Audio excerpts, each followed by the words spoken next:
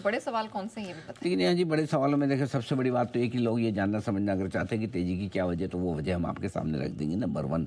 Number 2 ये कि क्या आखिरी घंटे में कोई रिस्क गिरावट का खतरा तो नहीं, फिसल तो नहीं जाएंगे, ये डर हमेशा रहता है मन में। और अगर आज भी है तो कोई बड़ी बात नहीं, इतिहास गवाह है कि ये डर आपके मन में रहना चाहिए। बाजार का अब मजबूत सपोर्ट कहाँ है? शुक्रवार और आज की तेजी के बाद। आज के लिए काम क्या मजबूत सपोर्ट है और पूरे हफ्ते के लिए, वो भी हम जानेंगे समझेंगे। किन लेवल्स के ऊपर अगर आज हम बंद हो जाते हैं तो बाजार की तेजी और बढ़ेगी, ये अगर आप जानना चाहते हो तो वो लेवल्स भी आपके लिए तैयार है। किन लेवल्स के आसपास अगर आपको पुरानी पोजीशन, फंसी हुई पोजीशन हल्की करनी है या मुनाफा हो रहा है लेना है, तो वो लेवल्स कौन से होने चाहिए जहां पर आप ऐसा काम करने के बारे में सोचें। और इस बीच लगातार तीसरे दिन तेजी में ट्रेड करते हुए मिड स्मॉल कैप शेयर अच्छे दिन इन्वर्टेड कोमाज में आ गए हैं। बिल्कुल। चलिए, इन सारे बड़े सवालों के जवाब मिलेंगे, लेकिन सर सबसे पहले तो कारण जानना जरूरी है, उसके बाद ही कोई रणनीति अपनाई जाएगी। क्या रीजन है इस तरह की स्ट्रेंथ का? देखो, जब तेजी इतनी बढ़िया हो तो कारण भी एक से ज़्यादा होंगे। देखो, लव मी और hate me, can't ignore me, ये है हमारी FIs। पसंद आए ना आए, रोज़ सुबह उनका गुणगान तो करना पड़ता है, देखना तो पड़ता है। कई बार मैं कॉन्फ्रेंसेस में जाता हूँ, लोग पूछते हैं सर हम FIs पे इतने डिपेंडेंट क्यों हैं? और बात तो सही है, डिपेंडेंट क्यों है, लेकिन एक आज से 5 साल पहले कितने डिपेंडेंट थे, 10 साल पहले कितने थे, आज कितने, उसमें फ़र्क तो आया ना। बिल्कुल, धीमे धीमे आए। एब्सोल्युटली। एक यही ज़माना इतनी FIs बेचती थी, अगर आज से 3 साल 5 साल पहले, तो पानी नहीं मांगते हम। बिल्कुल। निफ्टी मिलती है आपको 20,000 पे। सो डिपेंडेंस कम तो हो रही है। अब ये सोचो कि बिल्कुल ही बंद कर दे, ऐसा नहीं ना। 17% इक्विटी तो इंडिया की लेके बैठे हैं अभी भी, तो इसलिए आप FIs को इग्नोर नहीं कर सकते। और इसलिए FIs का रोज, हाँ कोई दिन ऐसा आएगा जब हमारी खुद की, हमारे इन्वेस्टर्स की, हमारे म्यूचुअल फंड्स की ताकत इतनी बड़ी हो जाएगी कि FIs डिसाइड करके पूछेगी भाई इंडिया वाली HDFC, ICICI, SBI mutual fund ये कर क्या रहे हैं, ये ले रहे हैं तो अपने भी लेते हैं, इनके सामने कौन पड़ेगा, बड़े हाथी हैं, बड़े बड़े फंड हैं, इन्हीं के हिसाब से मार्केट चलेगा। वो टाइम आएगा, जरूर आएगा, बिल्कुल आएगा, क्यों नहीं आएगा, आपके मेरी लाइफ में आएगा, चिंता न करें। लेकिन जब तक नहीं आए तब तक आइए, FIs की तीसरे दिन की खरीदारी को एंजॉय करते हैं।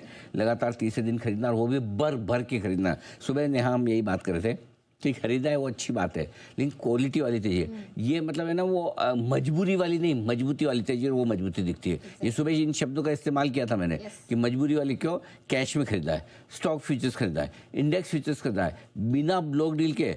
आप देखिए 6,700 करोड़ से ज़्यादा की खरीदारी, और अगर वो खरीदे तो ऐसा नहीं कि लोग अच्छा आए हो ये लेके जाओ हम बेच देते हैं ना, इन्होंने भी 5700 करोड़ की, दोनों मिला के बड़ा आंकड़ा बन जाता है।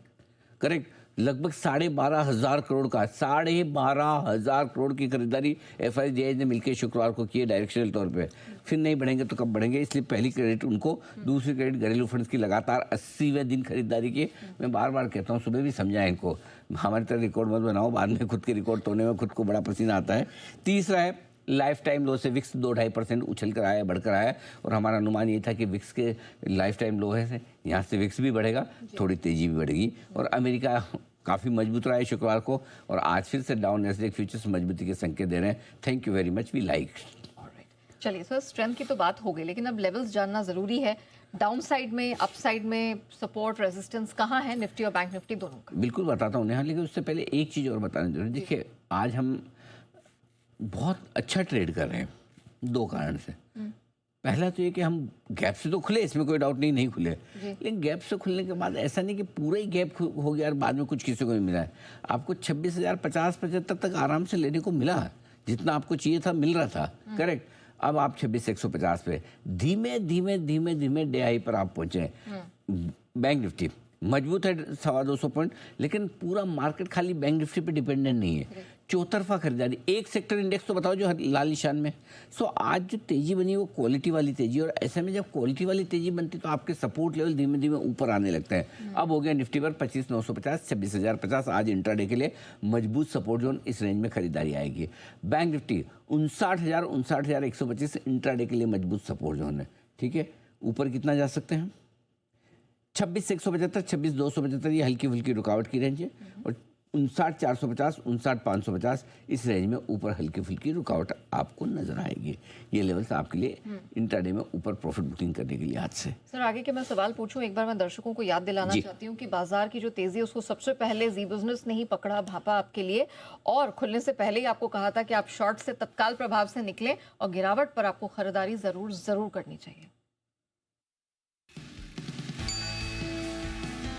तो आपसे मेरा अनुरोध है कि अपनी शॉर्ट पोजीशन को अगर 26,050 के आसपास टिका रह जाए, जो कि मेरे ख्याल से टिकना चाहिए, तो आपको अपनी शॉर्ट काट लेनी चाहिए। एनी प्राइस नियर 26,000 या 26,000 के नीचे पहला एंट्री पॉइंट आपको निफ्टी पे दे देती है, वो ले लीजिए। क्लियर है?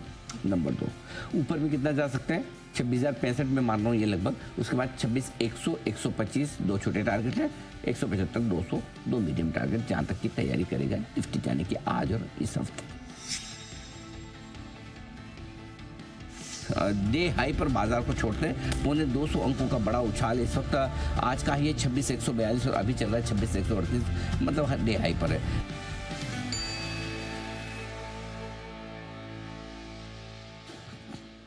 सर कहाँ पर अब आप कहते हैं ना वो जो खड्डा कहाँ पर है, वो कहाँ पर है और ऊपर तक जाने की कहाँ तक क्षमता दिखाई दे रही है? देखो क्लोजिंग के लिहाज से नेहा अगर आप देखेंगे तो आपको शुक्रवार के हाई के ऊपर क्लोज मिल जाए, काम हो जाएगा आपका। अच्छा, 25,993 का हाई था निफ्टी का, आज 26,000 के ऊपर के कोई भी क्लोजिंग निफ्टी पर अच्छी मानी जाएगी। बैंक निफ्टी का हाई था 59,144 का, 140 का, उसके ऊपर 59,150 की कोई भी क्लोजिंग अच्छी है। हम इस क्लोजिंग से सेटिस्फाइड हैं। अब इससे ज़्यादा बढ़िया मिले तो बहुत बढ़िया। अब जैसे 150 में चल रहा है निफ्टी और हमको तो 26,000 ही चाहिए। हमने 26,000 पे बंद होंगे तो ग्रीन में बंद हो जाएंगे, हायर लो बना लेंगे, राइट। तो हम तो तेजी के संकेत, अब डे हाई के आसपास बंद हो तो कहना ही क्या, वेल डन। फिर भी और बढ़िया चाहिए तो फिर लाइफ हाई पे बंद कराइए 26,215, 216 है प्रिसाइजली, मैंने 216। इसके ऊपर बंद होंगे तो फिर निफ्टी भी खुले नीले आकाश में पहले 26,400 और उसके बाद रिव्यू करेंगे कहाँ तक जाएगा। 200 पॉइंट तुरंत मिल जाएंगे आपको। इस बार 26,325 पे नहीं रुकेगा, 26,400, 26,500 की रेंज में रुकेगा। बैंक निफ्टी 59,550 के ऊपर बंद होने पर तेजी और बनेगी। कैसे? 59,777 का लाइफ हाई क्लोज है, 59,777, ठीक है। तो 59,550, 59,800 आखिरी बाधा छोटी सी बची है, लेकिन 59,550 में हमने पिछले 5-7 दिन में 2-3 बार टेस्ट किया, ऊपर गए, नॉक नीचे गए, वापस नीचे। अब की बार अगर इस लेवल के ऊपर बंद हो जाते हैं तो फिर मतलब कुछ बढ़िया वाली तेजी बनेगी। तो ये 2 लेवल है जो बढ़िया तेजी वाले हैं। अदरवाइज अपनी शांति और संतोष वाला काम है, 26,000 से चल जाएगा काम, 59,150 से चल जाएगा काम, दैट्स इट। ज़्यादा लालची दिल है, छोटा सा, छोटी सी आशा। तो ये बात तो निफ्टी बैंक निफ्टी की हो गई, लेकिन क्या लग रहा है अब broader markets, mid small cap, इसके फाइनली दुख के बादल छट गए? लग तो रहा है, देखो लग रहा है, लगातार तीसरे दिन बेचारे ऊपर बंद हो रहे हैं, हायर हाई हायर लो बना रहे हैं। कोशिश तो अपनी तरफ से पूरी कर रहे हैं और तब कर रहे हैं जब इनको बड़ी मतलब है ना, ऐसे हे दृष्टि से देखा जाता है, जिसको क्या कहना चाहिए, ये शुद्ध हिंदी है शायद ना समझ में आए, क्या कहना चाहिए इसको अंग्रेजी में या आम बोलचाल भाषा में, क्या ऐसे एलएस टाइप देखा जाता है एकदम। हाँ मतलब गुड फॉर नथिंग टाइप। हाँ मैं यार बेकार आदमी ऐसे टाइप्स, तो वैसे देखा जाता है। लेकिन वो लगातार तीसरे दिन से मजबूत है।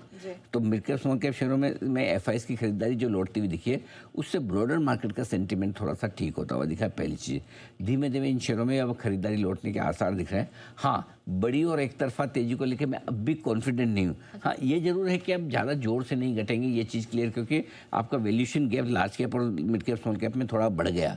जोर से नहीं घटेंगे, लेकिन एक तरफा तेजी के लिए मुझे एक ही चीज़ चाहिए, वो ये कि एफआईज और वैल्यू फंड दोनों की तरफ से खरीदारी आती दिखे। और उसको मैं आपको लॉजिक से समझाता हूँ। एफआईज की खरीदारी अगर आएगी तो वो लार्ज कैप खरीदेंगे। अभी लोकल फंड्स लार्ज कैप खरीद रहे हैं, जो कि लिक्विड नेम है। जब उन्हें लगेगा एफआईज भी लार्ज कैप खरीद रहे हैं, हम भी खरीदेंगे, तो फिर भाव ऐसे आराम से ना भागेंगे कि हमसे तो लिया ही नहीं जाएगा, एफआईज ही कूद कूद के ले जाएंगे। तो बेहतर है फिर हम मिड कैप स्मॉल कैप शेयरों में आ जाए, वहाँ से मिड कैप स्मॉल कैप शेयरों में। सो भले ही FIIs small cap mid cap share ना खरीदें, लेकिन उनका लार्ज कैप खरीदना भी इनडायरेक्टली मिड कैप और स्मॉल कैप शेयरों के लिए पॉजिटिव हो जाता है वैल्यू फंड्स के जरिए। ये इंटरेस्टिंग चीज़ है जो आपको ध्यान में रखनी चाहिए, ये आपके लिए मिड कैप स्मॉल कैप पे। Okay, done.